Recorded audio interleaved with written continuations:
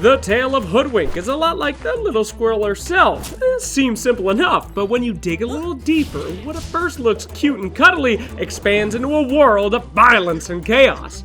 It's still pretty cute though. Now, before we jump into the origin of Hoodwink, we need to talk about the strange region that she hails from, the Outlands. On the edge of the known world lies the Dreadmarsh, a massive, poisonous swamp few would dare enter, let alone cross. It would take some serious motivation, like being an outlaw on the run from a gang where nowhere in the known world is safe, the exact situation that forced the ingenious king armsmaker Snapfire across the marsh. On the far side of that no man's land, Snapfire discovered an entirely new world. The deserts of Nanorak, where she would later settle, vast forests where creatures like Hoodwink lived, and the newly discovered kingdoms like Praxia, home of the Mage Slayer, and Crimwell, where our story begins. Now, Crimwell was once peaceful, a modest settlement living in balance with the forest around it. That balance shattered the day the lone battered Keen entered the kingdom. Poisoned by the marsh and barely alive, Snapfire traded her exotic wares for shelter, food, and treatment.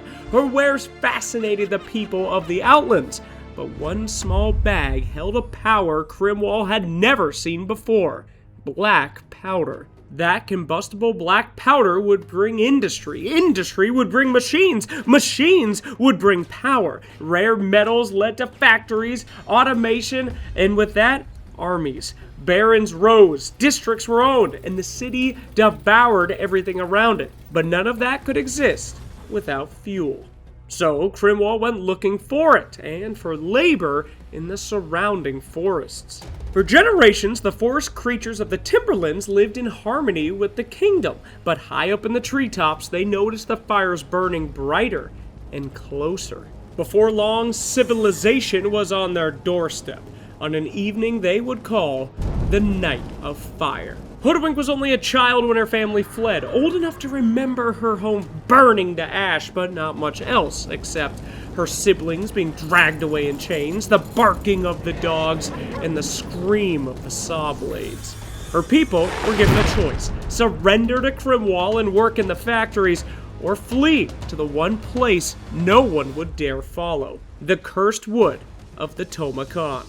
Now, the Dreadmarsh was bad, but the Tomaon was worse. Once a normal forest, it became the site of a secret wizarding school's final exam. Ritualistic duels meant to push students to their absolute limits and pass them. It's never stated outright that this was the same brutal institution that was tied to Silencer's lore, or the deadly path to becoming a Grand Magus, but the similarities are pretty similar. Whatever the case, the result was the same: catastrophic magic soaked into the land. Last resort spells from a desperate dying wizard duelist left arcane residue that twisted trees into spiked nightmares. The soil itself became unstable. The forest grew hostile, alive. Now, in Tinker's lore, it stated that his people traveled to investigate a certain chaotic location in which they could study strange effects on nature's laws. From there, it's basically the plot of Half-Life: opening portals, creating ecological nightmares, leading to a region that they refer to as the Violet Plateau, which may explain his whole unnatural hue. Now, is the Violet Plateau and the Tomaon the same place? Not officially, but officially, portals one day opened in the Tomaon to other dimensions, and interdimensional monsters emerged from them, wreaking havoc, just like in Half-Life, the worst of which being the Dorana, a one-eyed, cross-dimensional horror of plant, tentacle, and teeth.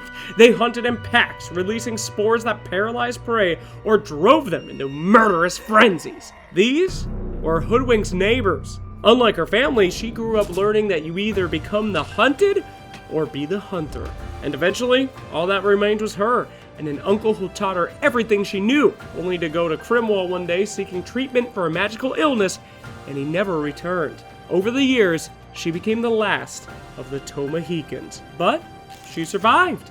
And she decided that if she could become the apex predator of this hellscape, she would one day return home and face the monsters that drove her and her family here in the first place. Suddenly, from a new portal, the perfect test arrived: the Primal Beast. Cast through a portal after its defeat by our hands in Agnum's Labyrinth, the Primal Beast erupted into the Tomaon, hunting Dorana like prey and claiming dominance through raw hunger and power alone.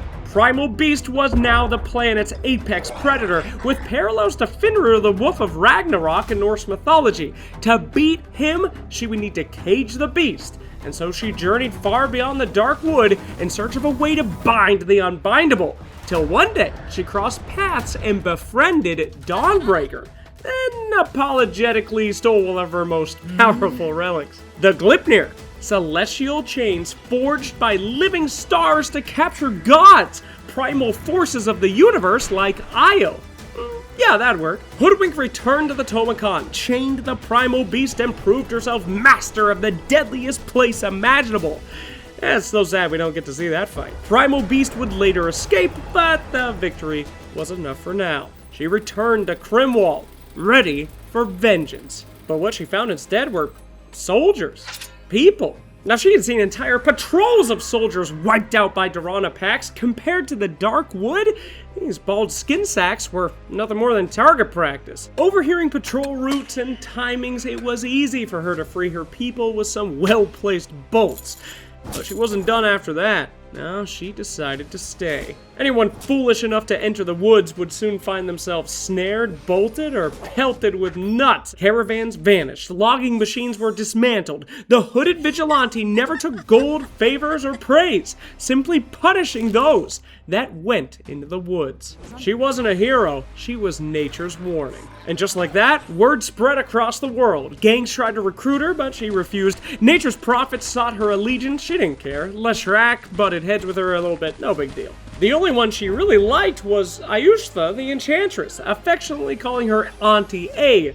She was the protector of small, cute forest creatures after all, and technically Hoodwink still qualified as one of those. But these days, Hoodwink is mostly in it for the kicks.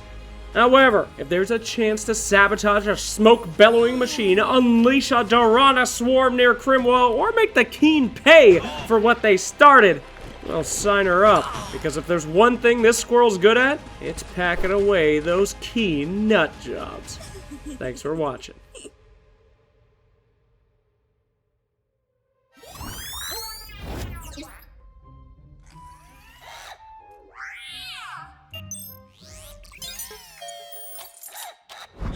Where has that bot gone now? Oh, brilliant. Trapped by cardboard.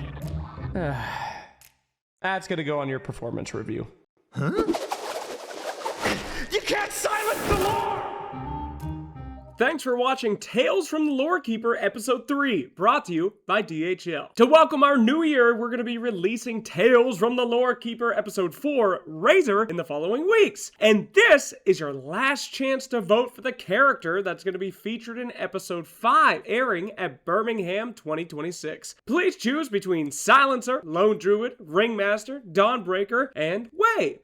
Go to esl.gg/lore to vote.